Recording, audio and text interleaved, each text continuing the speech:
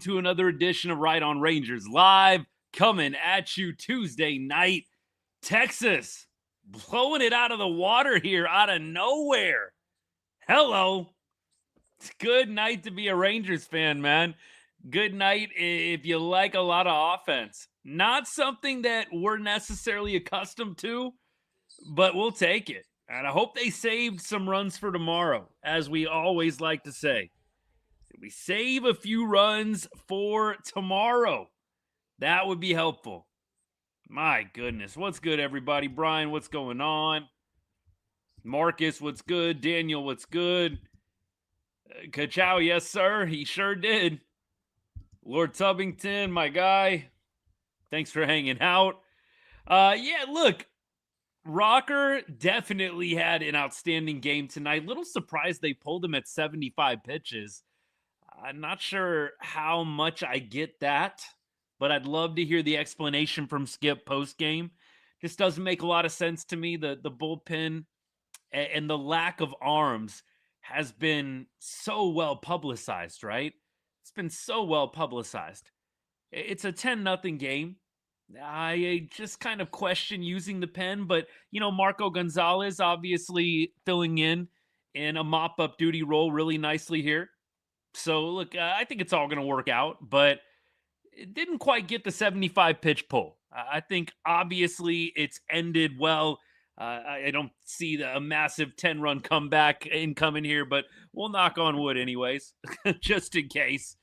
I do think this is probably the best point here. I think you wanted to see Kumar leave on a positive. That's really all I can gather.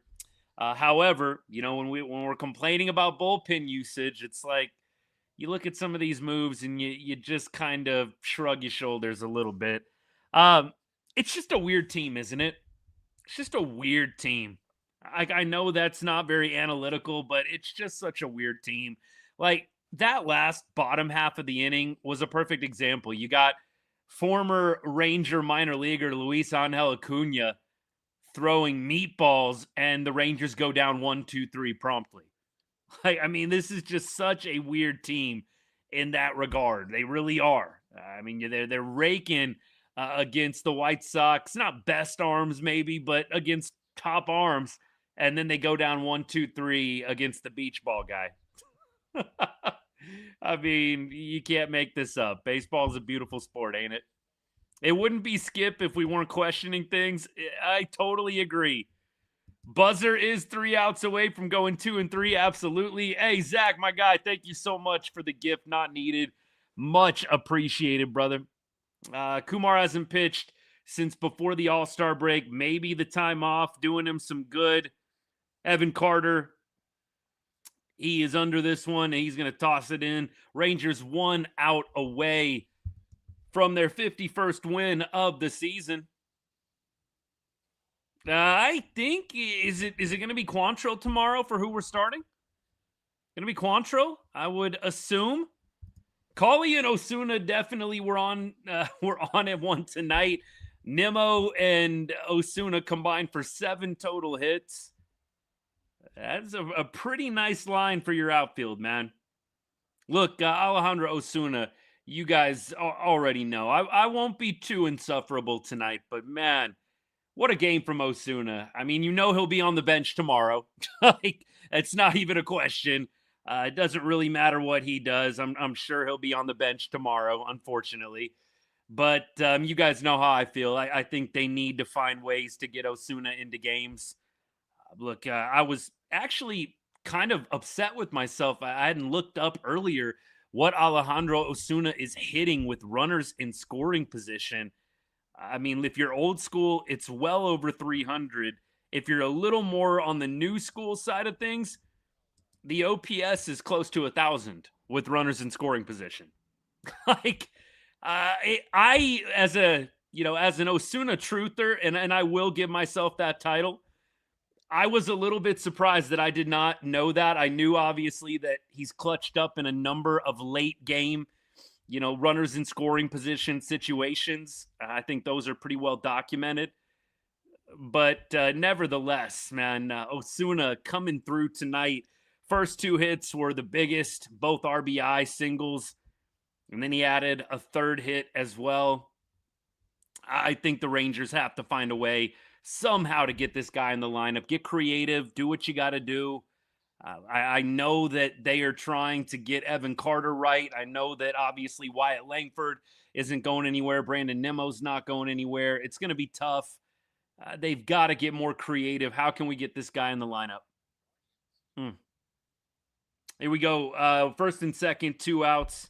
Maydroth up to bat right now. Jung was hammy. No. Calf. My bad. Jung was calf. Definitely thought when he was going first to third, he kind of slowed up a little bit. I was just like, man, first to third for JJ. I'm not trying to be disrespectful, but JJ, full effort, going all out, man. Just the conditioning just hasn't looked great this year. I'm just not surprised.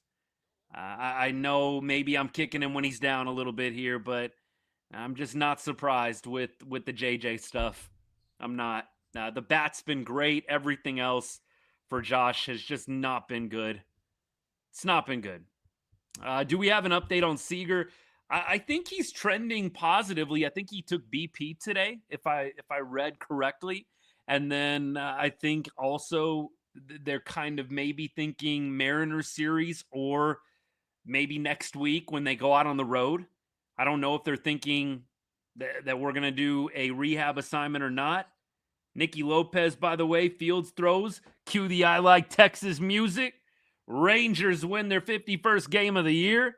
They beat the White Sox by a score of 10-0. Hello, win column. Great game for the Rangers. I mean, look, multiple facets, right? The pitching was great. You had Marco Gonzalez and you had, of course, Kumar Rocker combining for the shutout. Just 3 hits allowed by the Rangers. White Sox only had 3 hits total all game long. Rangers put 18 hits themselves on the board.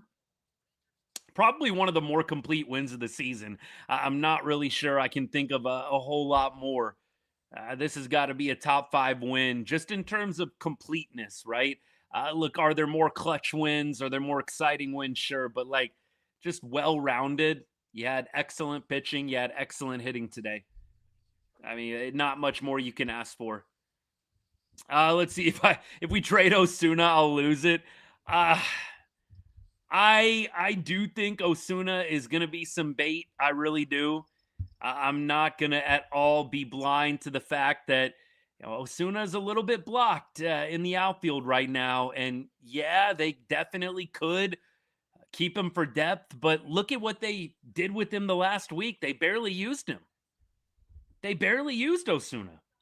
That's what I mean. Like, they're not really getting creative to get him in games. So it does make me think he's expendable in their eyes. Obviously, I want to see him stick around. He's one of my favorite players, but I think he is a bit expendable in the eyes of the organization. They're not finding enough ways to get him in games. And I know that defensively, he's been a bit of a liability this year. I understand that. So maybe the argument late in games, how can you get him in if you're trading away, maybe a little bit of a better bat for bad defense? I think it is a valid question. I just think in terms of full games, they'd have to give this guy more ABs some way, somehow. I don't know if it's getting him to play some first base. I don't know if it's maybe giving Foscue a day and allowing Wyatt Langford to DH against a left-handed starter. Just get creative, man. Get creative. They've got to find a way to get this guy in games. I'll get you the stats right now. Osuna with runners in scoring position this year. With runners in scoring position, it's honestly, like I said, the stats surprised me quite a bit. Here they are. Scoring position, 915 OPS. This is not updated, by the way. So this was coming into today's game. 915 OPS. Osuna was batting .354 with runners in scoring position. I do think he's maybe found a home against lefty starters, ironically. Against lefties coming into today, Osuna was hitting .281 with a 624 OPS. That ticked up. I'm pretty sure every one of his hits tonight was off of a lefty. I hope they don't trade him, but he does feel slightly expendable at this point. Osuna does play some first base, barely. Like they kind of did a little test run with him a couple months ago when they demoted him the first time, and I don't think much came of it. I don't think hardly anything came of it. And so maybe it didn't work out well. Maybe they didn't like the feel of Osuna at first. Nobody's really circled back up on that. And so, unless one of the beat writers asks, I do not know that Osuna at first base is a real option right now. Darnell, what's good, man? Dan, yeah, I would agree. If Osuna does get traded, it's going to be to upgrade, probably pitching. I think you could also maybe make an argument, upgrade, maybe an infield spot, something like that. There's a lot of different directions you could go. Jose, I know there's a lot of Rangers fans that do feel this way. Look, Evan Carter obviously had a big home run the other day. I do think, if I'm being totally unbiased, which is hard to be when you have favorite players, but I don't think there's any doubt that Evan Carter on paper has the higher upside. But I just don't think you feel more confident with Evan Carter up at the plate right now. I don't know a lot of Rangers fans that openly admit that. I think most people would probably tell you you feel better with Osuna up at the plate, but Carter is just the bigger name, man. He's the bigger name. He's the bigger prospect. And as I told you guys last night on the show, Osuna is going to have to, become Tony Gwynn in order for Evan Carter to be benched or demoted. I mean, he is going to have to become Tony Gwynn. I wish I was exaggerating, but that is what is going to happen for Alejandro Osuna. It sucks for him. He is going to have to be multi-hit almost every game for them to finally be like, yeah, we're going to bench Evan Carter for this guy. It's going to have to get pretty dang good, pretty dang quickly for Osuna to usurp Evan Carter from the center field spot. Or, if you're going to move Wyatt Langford to center field, which I know some people don't want to see happen because of the injuries. Obviously, Osuna could play left. Not sure. I love Osuna in center field, if I'm just being honest. I like Evan Carter a lot better in center field than Osuna. But I like the bat better, and so I'd probably rather run Wyatt Langford in center field and go Osuna in left. Shoot, put Brandon Nimmo in center field, man. Whatever. I'm not sure Osuna in center is the best option, but in terms of getting him up to the plate, probably is going to be what they will have to consider. Are we willing to take away a little bit defensively from Evan Carter to get Osuna's bat in the lineup? Look, I think Evan Carter is coming along. I'm cheering for him. I'm rooting for him. I know we've had a lot of fun. The Evan Carter, Alejandro Osuna debate this year. I've gotten passionate about it. I still am. But what I've realized is, I really don't want people walking away from the show thinking I hate Evan Carter, man. I like Evan Carter a lot. I think he's a great dude. I think he's got a lot of good tools. It's just there's clearly a guy you trust more up at the dish right now, and that's not Evan. I think Osuna gives you the better AB. He's good against righties, and he's good against lefties. I just wish that it wasn't such a traffic jam out there in the outfield. Really wish that was the case. Yeah, Osuna for me has got to stay in left. Darnell, I'm with you on that. I know that they don't want to have Wyatt Langford doing the center field. I think they really want to baby him. I think Wyatt Langford should play center. The dude's 24, 25 years old. You guys already know my take on this. I'll say the short version. At some point, you got Mike Trout right now playing center field. Has there been a guy more injury plagued than Mike Trout? I mean, Mike Trout's out there playing center field. If Trouty can do it, I think we can get our 24-year-old out there patrolling center field, man. I'm not a fan of babying Wyatt Langford his entire career. The dude is, 25 years old? And we're going to say he can't play center field ever again because he might get hurt. That should tell you something. I think they have got to get Wyatt Langford over to center. Rip the Band-Aid, man. We got to figure out, can this guy stay healthy? You cannot tell me that the only thing keeping him healthy is left field instead of center field. I just don't buy that. We can agree to disagree. I don't buy that the only thing keeping Wyatt Langford healthy is not having him play center field. I just don't see that as reality. Again, push back all you want, agree to disagree, but I don't think that center field, left field, the difference between those two is what's really keeping Wyatt Langford off the IL. I think Wyatt just plays the game at 100%, and that's a beautiful thing watching him fly around. I would much rather have Wyatt Langford in center field, Osuna in left right now, Evan Carter being a guy that you can obviously still work in, but I think they should ride the hot hand, man. Ride the hot hand. It's not like a total shock to me. I know you can't blame, Evan Carter's absence on this offensive breakout. And I don't think that's fair to him, but it's not lost on me, and it shouldn't be lost on you that, Osuna's in the lineup tonight and the Rangers win a ball game and score quite a few runs. It's just not a shock. And I definitely think there's more to it than just Osuna being in the lineup. I don't want to take credit away from Kumar Rocker, Brandon Nimmo, and Nicky Lopez, and a lot of the other guys, Wyatt Langford. But just doesn't surprise me. You get Osuna back in the lineup, dude is lighting it up from the 9-hole, and you're having a lot of success. Josh Jung, Miguel, what's good? Josh Jung rounded second base, and it looked like slowed up a little bit. Calf tightness is what they're calling it, so something to monitor. JJ to me is definitely a guy that went all in with the bat in the offseason, and I really think that you have to applaud him for that. Josh Jung, reclamation when it comes to what he's doing up at the dish. I mean, top 5 in batting average in the American League. You got to give Josh Jung his flowers for that. I will say, I don't think it's become more clear with the injury tonight, and really just some of the other things that you've seen, the defense, the base running. I don't think it's been ever clearer that JJ just went all in with the bat this offseason, and it really doesn't appear like he stayed sharp in the other areas. Does not appear that, he locked in on the conditioning this year. He's running, I think even slower than he was last year. And that was evidenced on the ground ball that he hit. I didn't think there was any way that they were going to get Josh Jung on that ground ball that he hit in the hole. And sure enough, they did. Josh Jung, the slowest he's ever been in his career. These things are measured. I'm not just saying this. This isn't just my opinion. This is StatCast measurables on Baseball Savant. He has never been slower.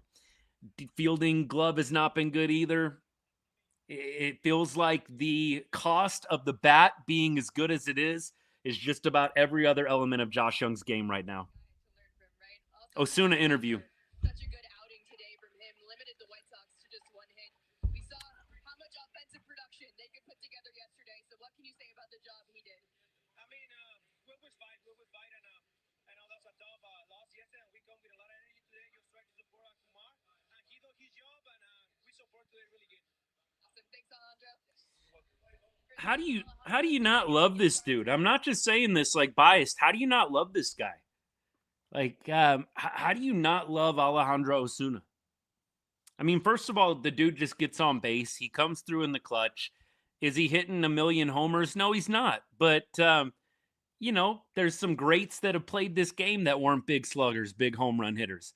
I definitely am not comparing him to Tony Gwynn or Ichiro. Don't get it twisted. But those were both two guys that didn't have a lot of pop, but are known very widely as being two of the best hitters to ever play the game. Osuna doesn't have to drive the ball out of the ballpark to be effective. If he can go 3 for 4 with 3 singles every game, I'll take that every single time.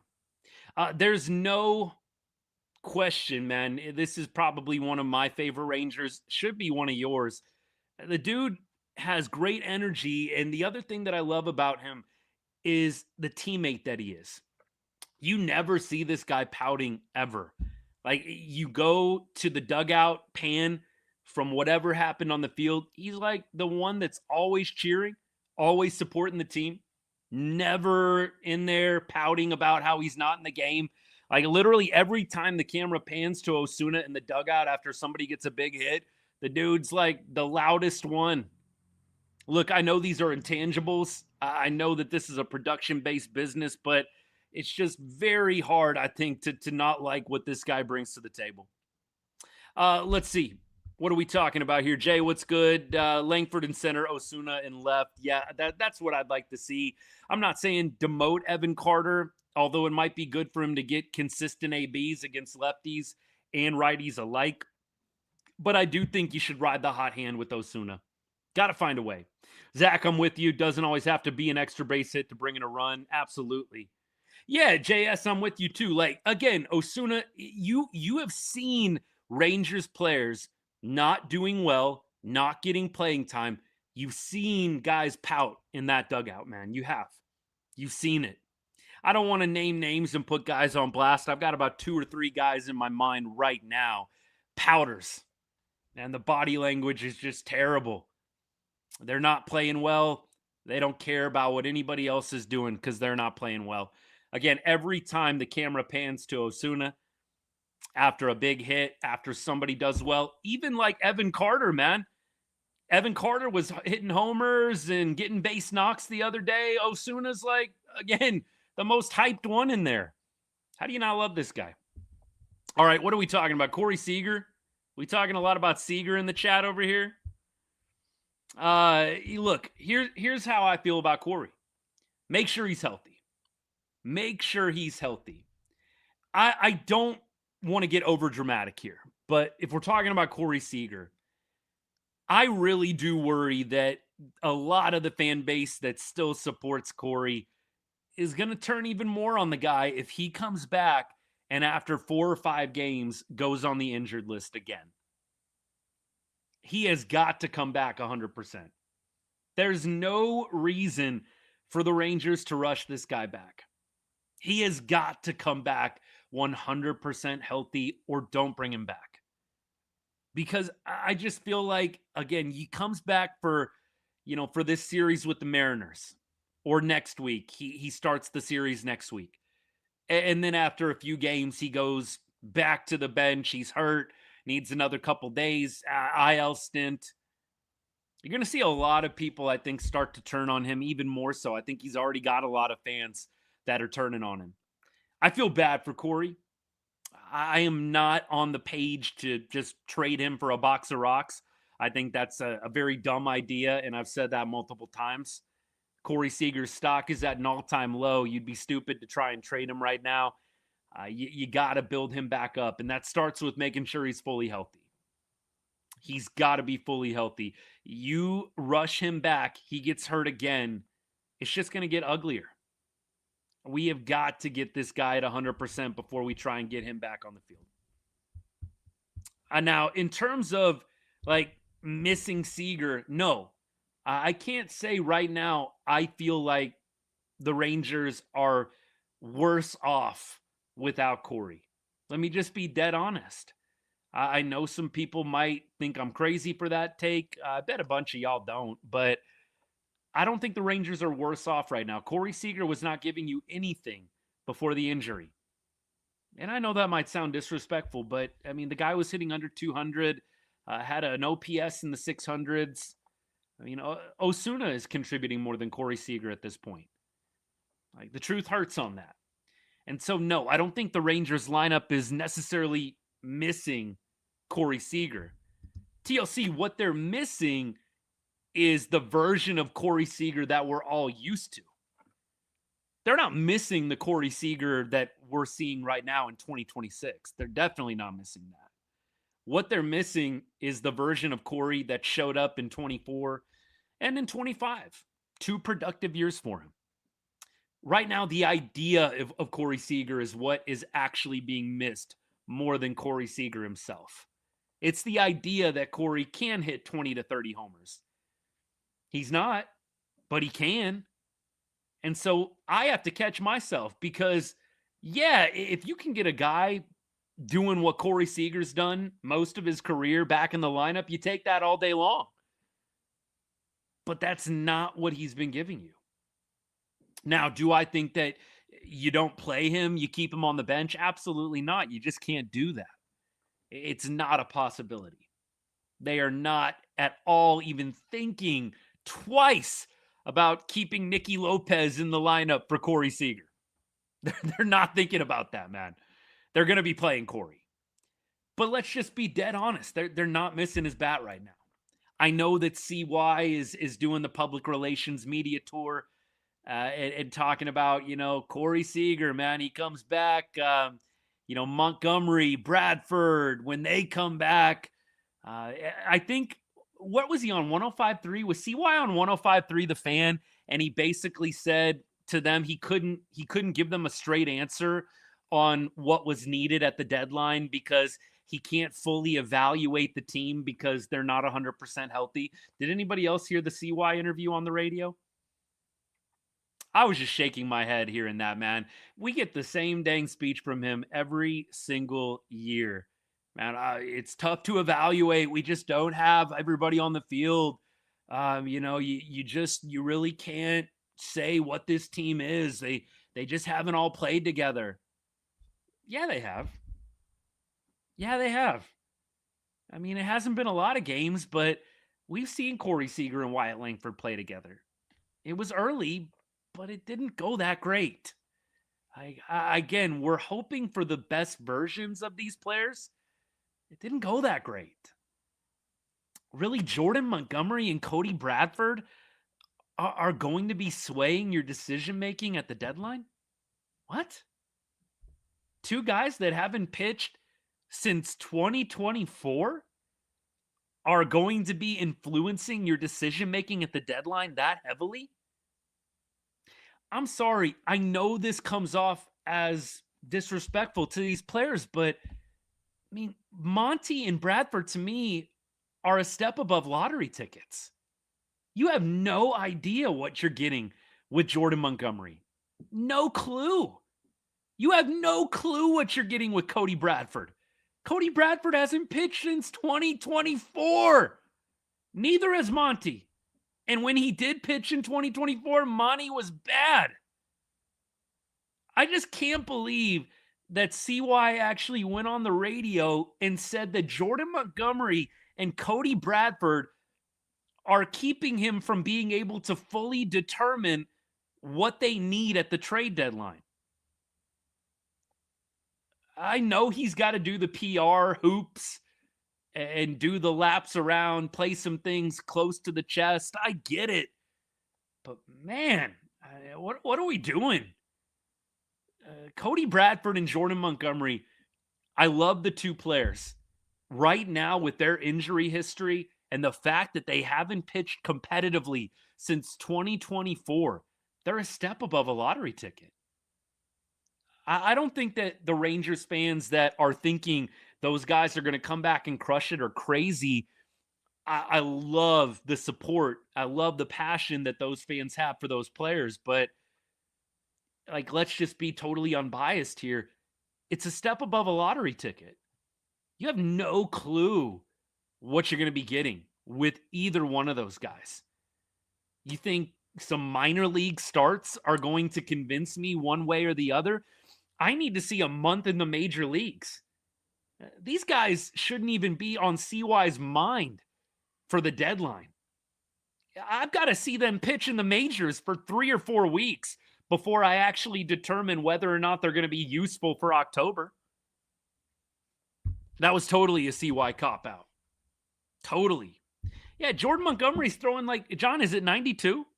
I mean, what was he topping out at 92?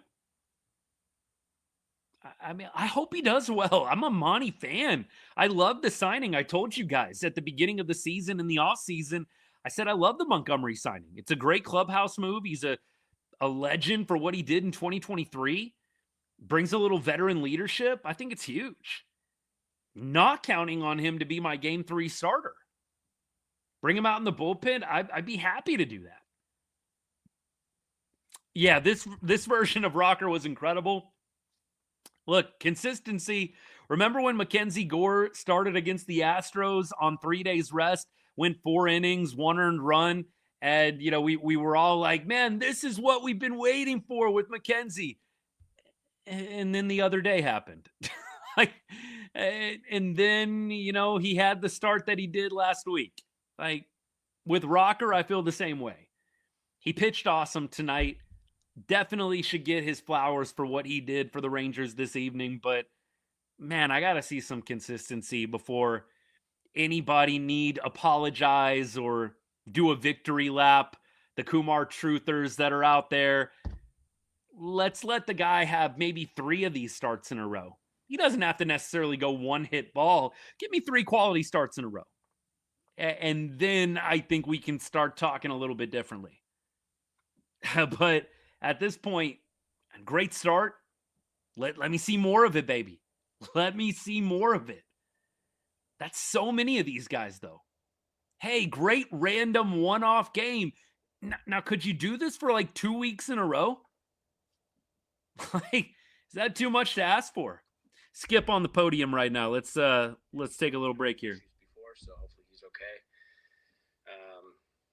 Higgy has a strain in his elbow UCL area, so I don't know the time frame on that. I don't know what that looks like. That Higgy injury, we're going to talk about that. It's obviously going to take a minute before he starts throwing again. So, what is it tonight? Because you can only pick one in this question. Was it Kumar or was it the left-handed hitters? It always starts with starting pitching. Always. Rock set the tone. We needed a strong start. We needed a reset in that bullpen. So the offense really helped with that. I know you wanted one answer, but Evan, a combination tonight to reset the bullpen. Evan has been Evan Grant, Dallas Morning News, who I'm talking about. He's been a little spicy lately with these questions, man. I love it. I love it. Evan has brought a little bit of heat to some of these press conferences, hasn't he? I love that. Rangers beat writers get, I feel like, a lot of crap online for lobbing up the softballs to Skip and CY and into the players. Evan's been a little spicy of late. I'm here for it. I'm here for it. You guys know I've critiqued it as well. I think the beat writers do go a little bit soft on some of the coaches and players. I like what Evan Grant is doing right now, man. He is not messing around, just asking those questions. Even if they're a little awkward. I like it. Tonight, he definitely wasn't doing anything crazy. I just like that he is not just status quo up there. He basically asked, was it more Kumar tonight, or was it more, the left-handed pitching and being able to hit the left-handed pitching? Skip said it always starts with the starting pitcher. I would have to agree. Kumar Rocker, you got to give him, I think, props tonight, first and foremost. I know I always do, like a pitcher, player of the game, and an offensive player of the game.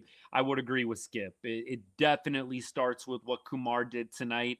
He's able to save the bullpen. Look, you can score 10 runs, but then you give up 8 or 9, and you're absolutely taxing your pen, right? By the way, Josh Jung thinks he can play tomorrow. They're going to test it out, but he says he's okay and he thinks he can play tomorrow. Skip is not talking anymore. He's not talking anymore. It was a short little, only a couple of questions. I think I missed the first question, got in on the second one. I don't think that they really asked a whole lot there. Feel the ALS is going to come down between the Rangers and the Mariners. Yeah. I mean, look, I think that's a pretty good bet with how things are going right now. It's a pretty dang good bet. Look, the Rangers have a long way to go here. You've got 100 in 1 games played. You got 61 games more to go. It's going to go quick. It always does. But you've got to start separating. You would love to see the Rangers really break away here. And look, the Mariners right now, down 3-0 to the Reds. You hope that continues. You have the A's losing to the Diamondbacks right now. You have the Astros beating the Marlins. And the Angels, I believe, are up 5-1 on the Cardinals. So it doesn't matter. Angels, I'm not so worried about. It's basically Mariners and Astros at this point. You know, Evan Grant, speaking of Evan, he had like a little quiz that he put together.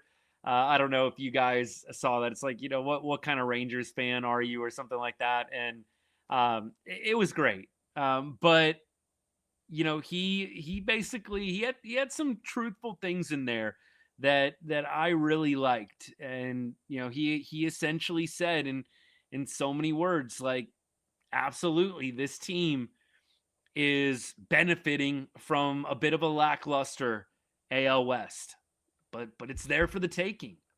And I like that a lot. I like that the Rangers are in a good spot right now. Kind of, I don't want to say playing with house money, but you kind of have this extra life that's been given to you, so to speak, with how bad the AL West is. You just want to see this club take advantage, man. You really want to see them start grabbing the bull by the horns and winning some ball games consecutively, creating a little bit of space.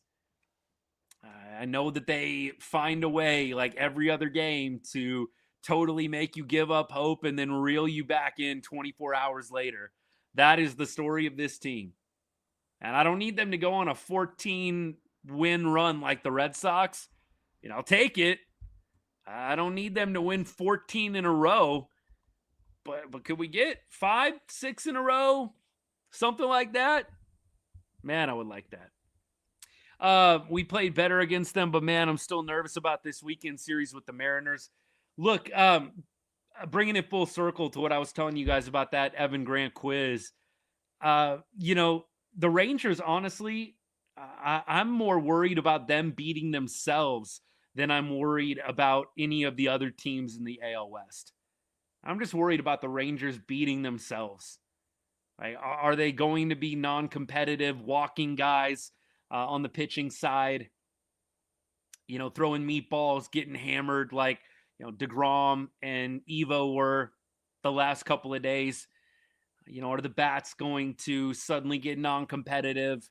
You know, 3-pitch strikeouts.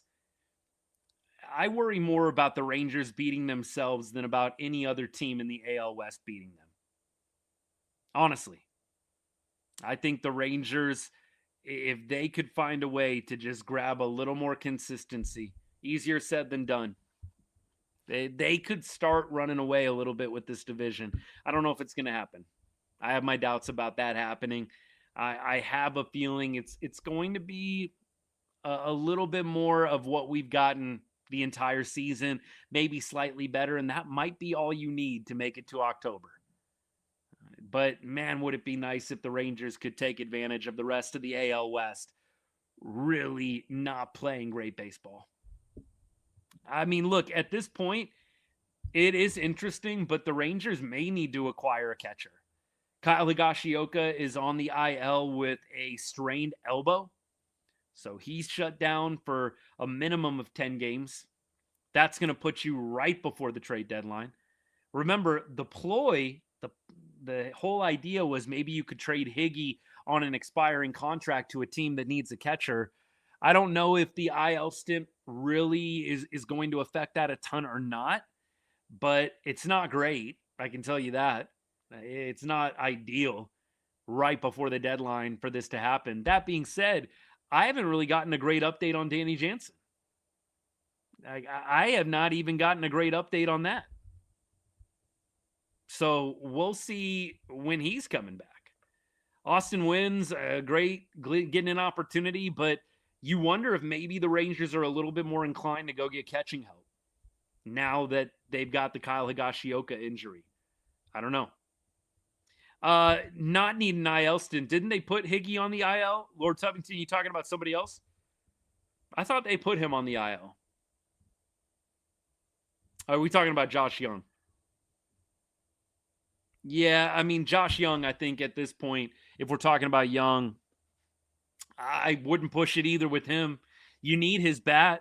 We obviously have not been super pleased with some other parts of his game. The defense, the base running, the conditioning. I'm glad that hopefully he'll be good. I surely don't want to see him get pushed, though. We need that bat. We need that bat in the lineup. Absolutely. All right, we keep rolling. We're doing pretty good on time here. We're going to do our preview for tomorrow's game in about 10 minutes or so. We're going to keep taking comments and questions from all y'all. Rangers win this one 10-0 after getting beat 10-3 last night. They hang the same amount on the White Sox just 24 hours later. We've already talked about some of the standouts from tonight's matchup. Wyatt Langford leading off 2 for 4, had a home run as well. Nicky Lopez 2 for 3 on the night. Brandon Nimmo 4 for 4. Nimmo had a rough night last night. Struck out in a big spot with runners on first and second. It was 5-3 at that point. This was before Corniel came in. Nimmo, I think last night was 0 for 4 with 3 Ks, if I'm not mistaken. So what a bounce back game from him. Good stuff. Duran, he had a nice game, 2 for 5. Cam Cauley, he had an infield single, I believe. Found a way to get on base a couple of times. Had a walk as well. Elias Diaz, man. Wasn't Elias Diaz great tonight? Very Beltre-esque on that bunt, wasn't he? If you missed it, go check out my X page or go check out Facebook or Threads, whatever you like, and you'll have to check out that Elias Diaz bunt play. Beautiful bunt. And then, they field it. They try to tag him, and he kind of runs out of the baseline like Beltre used to do. That was awesome. That was the best. That was one of the best moments of the game right there. I mean, look, obviously what happened on the field is great, but that was probably one of my favorite moments of the game. Diaz is great. I'm so glad that they found him. He and Nicky Lopez, I mean, godsends. I mean, look, they're not, all-star elite level players, but they're just giving you exactly what you would have liked to have gotten from the guys that you originally had planned for those spots. So, like, what Elias Diaz is giving you right now, would have loved for Danny Jansen to be doing this. Would have loved for DJ to be hitting 260 with the 722 OPS. Would have loved for DJ to have that stat line. Would love for Josh Smith to be hitting 318 with the 712 OPS right now. Would love for Smitty to be doing that. So these guys aren't giving you like all-star level production, but they're giving you exactly what you were hoping to get out of the guys that you made the priority in the offseason. Credit to the Rangers for pivoting, but more credit to these players for stepping up in a big way when really they were a bit down and out, being DFA'd by their respective teams. Diaz with the Royals and Lopez with the Cubs. Very, very impressive from both of those two. We've already talked a lot about Alejandro Osuna. He goes 3 for 4 tonight with 3 RBI. And those RBI were not cheap, man. Those were big hits that got the Rangers more and more length in terms of distance away. You had a 3-0 advantage. Osuna extended it out even further beyond that. 5-0 with his hit. 7-0, excuse me. That's right. That made it 5-0 to 7-0. His first hit made it, I believe, 3-0 or 4-0. Impressive. Very, very impressive. All right, what do we got? Nimmo got a cheat tonight. He did not foul that ball off. He struck out. I'm going to have to go back and watch that. You guys know sometimes I'm running around the house while the games are going on, trying to post clips and chase around the kids a little bit too. I'm going to have to go back and look at that. Do I remember the lineup changing this much in 23? I don't think the lineup did change as much as it has this year. I'd be curious what's the stat, what's the number. Feels like we've had more different lineups than ever before. I mean, that's the eye test only though, right? That there's really nothing more to it. Eye test though feels like, and this is the most lineup changes we've ever had over the past 3 years in a season, but I could be wrong on that. Who knows? Reds are still up 3-0 on the Mariners. Mariners do have runners on first and second with 1 out in the bottom of the 6th. Cincy is still on top. Yes, sir. Yes, sir. Yes, sir. Again, pitching-wise, we already talked a lot about Kumar Rocker. Great game from him. Really, really love the fact that he comes back after the All-Star break. Kind of went into the All-Star break a little rough, and he really showed out tonight in front of the home crowd. 1 hit, only 2 walks, 3 base runners all night long, had the 6 strikeouts as well. Just a beautiful performance from him. Now you just need the consistency. Right? That's all we're asking for. Not just one random start. Let's do this over a couple weeks, please. That's what we want to see out of a lot of these players. You've seen some of these guys have nice games here and there. We need an extended stretch. Same thing with the Rangers as a whole. We've seen them win a series. We've seen them sweep a series. And then you see them in the very next series kind of fall flat on their face. We have got to get some more consistency out of this team. Hope it's coming.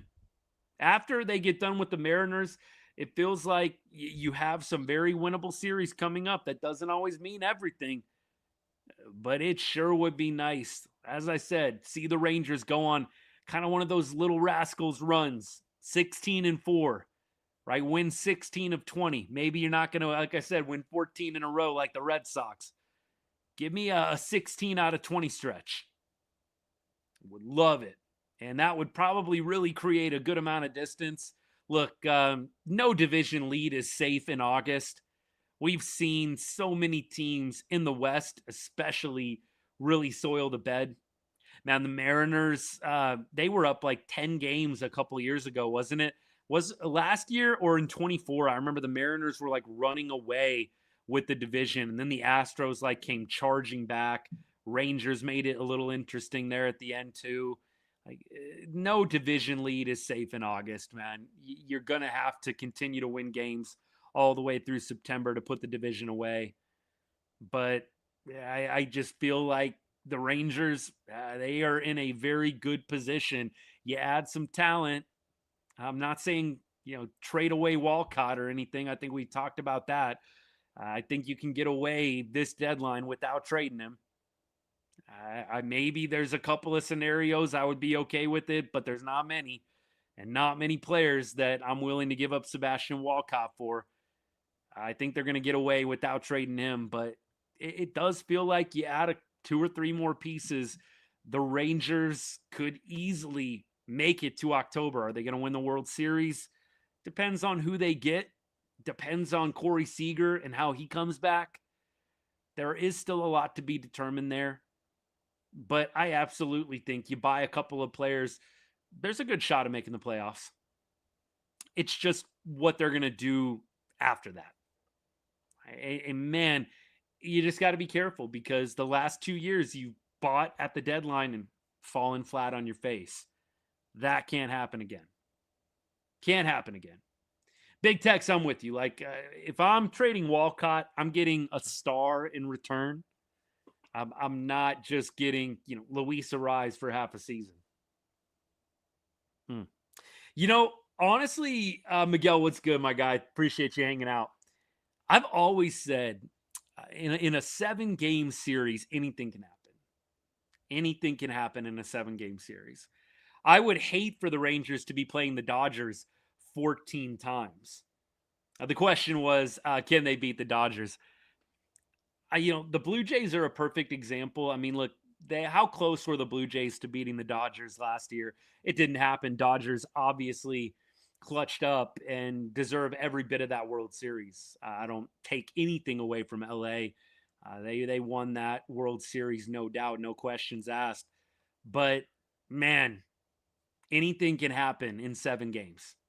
And so I've always said I don't get too up and down about the Dodgers and what they're doing because the Rangers are really only going to have to play them 3 games during the regular season and then in a 7-game series at the World Series. And anything can happen in one of those. All depends on who's hot, who's not. Rangers obviously got hot in 2023. They won it all. Nobody expected that. So, yeah, I'll take my chances against the Dodgers in a 7-game series, having to play them 14 times and compete with them for the division. That I'm a little bit less agreeable to. Mason Miller or a starter, man, you're going to have to give up a lot for Mason Miller. I do think, yeah, you're trading major league talent to get Mason Miller, and you're probably trading some top arms like Santos and Scarborough. That'd be fun. Mason Miller would be a lot of fun. It'd be a little weird with Latsy. I think that's the only thing. It would just be a little bit of a weird fit with Latsy in there, like, all-star closer. You're just going to kick him to the curb, or you're just going to make Mason Miller be setup guy. I don't know. I'm not sure if I'm wrapping my head around that. I guess you just do whatever's best for the team. Maybe you play matchups, but man, I think that could definitely mess with some things that they've got going on at the back end. I think you'd love to have Miller on the team, don't get me wrong, but I think I said the other night, if they did go get Miller, I just hope it wouldn't affect Latz in any way. I hope that Latz would still be that same killer. It's a mental game, man. It is a mental game, and I'm not saying that Latz is mentally weak by any means, but you go get Miller, you take Latz out of the closer role, you put Miller in the closer role. You just hope Latz can still keep doing his thing, because I just do not think at all that you're going to have Mason Miller on your roster and not have him work the ninth inning. What's the story on the streaming issue? I guess Victory Plus running out of money, not making payments, and so Rangers decided to pivot to Buzzer. Buzzer, I think, is getting mixed reviews right now. Adrenaline is different. Yep. Mason Miller is a demon, no doubt. That intro song he has, that Korn intro song that he has, that hits, man. I'm sorry, it's better than Latsy's. Mason Miller's intro song, my goodness, gave me the chills. I could watch that, like, that the first time they ever debuted it. I could watch that over and over, him running out to that song. That is crazy. Crazy vibes, man. Pretty sure Mason would have closer only in the contract. Yeah, I just don't think you're going to acquire him and make him setup guy even to Latz. And so, like I said, not trying to say that Latz is mentally weak. I don't think that he is. He's been really good in the ninth inning. I just hope that you go get Miller, you send Latz to setup duty. He's still the same dude. That would be the preference. Isn't it? It's Blind, right? By Korn.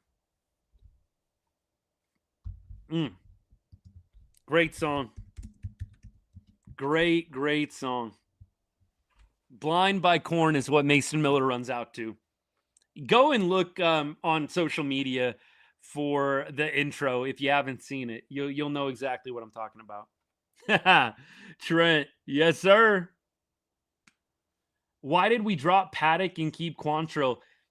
Well, Paddock, I think, was always going to be a short-term guy. By the way, Paddock has joined Blaine Krim. I don't know if they're playing for the same team, but Paddock is over in Korea now. He signed with a KBO team. So Paddock is overseas. I think the plan was always for Paddock to just pitch that one game and then hit the road. By the way, you get, I think, a nice little pay bump getting to play on a KBO team like Blaine Krim. You know what the minor league guys are getting paid. They're getting paid less than $100K. I'm pretty sure Blaine Krim is making like $325,000 a year playing over in South Korea. So, I mean, look, for any of us, if you told me, hey, you're making X amount, whatever the minor league is. Do the minor leaguers make 70, 80? You're making 70,000 playing in the minor leagues. You can sign a contract in South Korea and make 325,000. I mean, I know it depends on where you're at with your family life and everything, but if you're just telling me 70 to 325, that's a pretty nice bump. Maybe not in, Major League Baseball money terms, but in real world money terms, going from 70K to 325, that'll do. That will do. Yeah, I'm sure that for the good of the team he would, but man, that's quite the message, isn't it? All-star closer, one of the best in the league, mind you. But yeah, now you're going to setup duty. Look, I've never been to South Korea. I've been to Japan. I've never been to South Korea. Would love to go. I like to be adventurous and travel. Especially now that I have a family, it's a little tougher, but we still go around here and there. But Korea would be a little bit of an adventure right now with my little ones.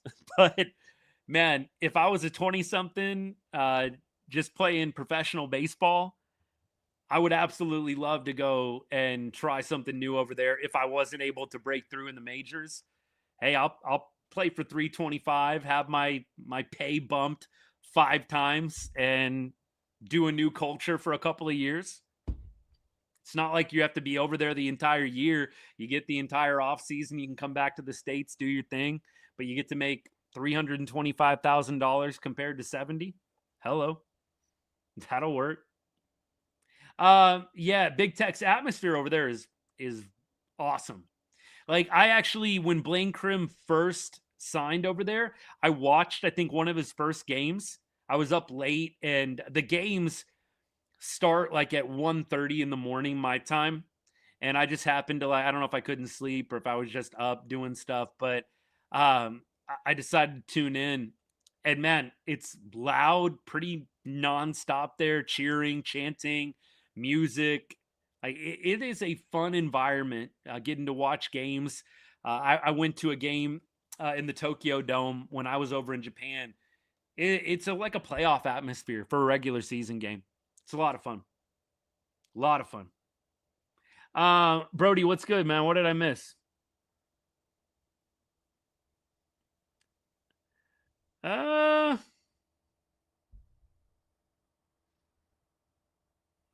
don't know. I guess I didn't miss anything. Some of y'all, you guys got to remember, it's nothing personal if I miss a comment. I hope y'all don't mind. Obviously, I've got about 9 million things going at once, but I never mean to ignore. So don't ever take it that way. Just keep on reposting. I'll find it eventually. Living outside the park, though, yeah, that's true. I'm kind of the mindset, though, you could do anything for a year or two. Like, I could do anything for a year or two. Misty, appreciate the follow. Thanks so much. I mean, yeah, playing a year over in Korea as a young 20-something, yeah, I could do that. It's 1 year. It's not forever. That's just my mentality. Great job by Gonzalez. Could have used C-Mart tonight. They actually could have used C-Mart tonight. 10-0 lead, 100%. That would have been great. That would have been great. Darnell, we'll see you later if I missed you, buddy. See you tomorrow, hopefully. Speaking of tomorrow, we've got K, another lefty pitching tomorrow. Oh, goody. Are we going to get Osuna 2 days in a row? Maybe I was wrong. I said he'll be riding the Pine Pony tomorrow. I didn't realize there was another lefty. I didn't realize that. Another lefty on the mound. We might get Alejandro Osuna tomorrow. By the way, Texas only has 3 batters that have faced K.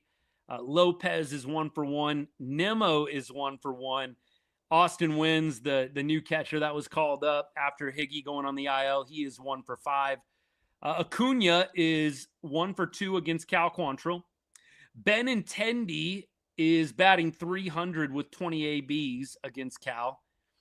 Randall Grichuk is 2 for 10 with a home run. Benintendi also has a home run off Quantrill. So only 3 White Sox have faced Cal Quantrill at this point. All right, not much that we can really go off of. Cal is coming off a really rough game. 4 innings, 11 hits, 6 earned runs against Atlanta. You would love to see him do a little bit more like he did against Detroit and Houston, man, which was 5 innings, 2 earned runs or less. He was 6 innings, 1 earned run against Houston on July 10th before the All-Star break. You'd love to see Cal give you a little bit closer to what he did against the Astros and the Tigers. We'll go ahead and we'll forget the 4 innings, 11 hits, 6 earned run against the Braves. By the way, Cal Quantrill, I don't know if you guys realize this, but Cal was a former first-round pick. San Diego drafted him in 2016. He was the number 8 overall pick, went to college at Stanford. A lot of people have commented like, man, this guy just does not seem like first round, number 8 pick type pedigree. I mean, look, he's made it this far, man. He's had a nice little career. He's been in the league since 2019. You know, that 10-year number is pretty big with the big leaguers. That's when you kind of lock in the insurance and a lot of those 10-year benefits. I'm sure he's trying to hang around as long as he can, and I'm cheering for him. I am 100% cheering for him. Hopefully he bounces back and has a great start tomorrow against the White Sox. Obviously playing for Cleveland, he pitched against them a couple of different times, but most of the team, he hasn't. What else? Anything? No buzzer app on Roku. Yeah, I think that I heard in August that they're going to be getting the Roku app. And Trent, I think same thing for like LG. I think they're in August going to be coming out with more compatibility, but man, that's still 2 weeks away. I mean, they really should have had all those things on deck ready to go, in my humble opinion. It's a shame they didn't. Rangers absolutely do need a good back-end reliever. I would love that. I think that is going to be priority number 1. CY, Cody Bradford, Jordan Montgomery. Those guys aren't going to be your setup guys. Maybe they're thinking Cody Bradford is going to be Latz 2.0. Maybe they can do to Cody Bradford what they did to Jacob Latz, and we're just going to have these, double-barreled lefties in the 8th and 9th inning. Look, I'll believe it when I see it, but I'd like to see them go out and get somebody. That would be phenomenal. That'd be awesome. All right, y'all. We're going to go ahead. We're going to call it a night. I appreciate all you guys hanging out. We had a lot of fun tonight. Always good talking about a Rangers win. Thank you to everybody that followed, man. I really appreciate it. We do this every night, by the way. Unless I'm out of town, even then sometimes I'll hop on the live. But, man, we will probably end up doing 140-plus live shows, maybe even 145-plus. I think I'm on a pretty decent pace for that. I'm a little disappointed I didn't get to my 150 goal, but the point is, pretty much every Rangers game, we're here hanging out. So if you haven't hit that follow button yet, haven't hit the subscribe button yet, thank you for doing so, man. I'd love for you to hang out. Come along on this journey of Rangers baseball with me and with all of us. It's a pretty good crew, as you've seen tonight. Sometimes I get off on my tangents, but you know what? We try and get as many people involved as we can. Poor Brody, man. I'll have to make sure I look at his comments a little bit better next time. Like I said, don't ever take it personally, please. It's just me being spacey, me getting off on my soapbox, getting off on my tangents. Copy and paste. Keep on getting, and I'll definitely try my best to make sure that everything of substance gets read. I appreciate all you guys, though. Thank you so much for the support of the channel.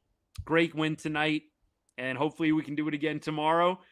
Heading into the off day on Thursday, and then a big series this weekend with the Mariners. It's going to be a lot of fun. We'll see you guys tomorrow about the same time, 8th or 9th inning.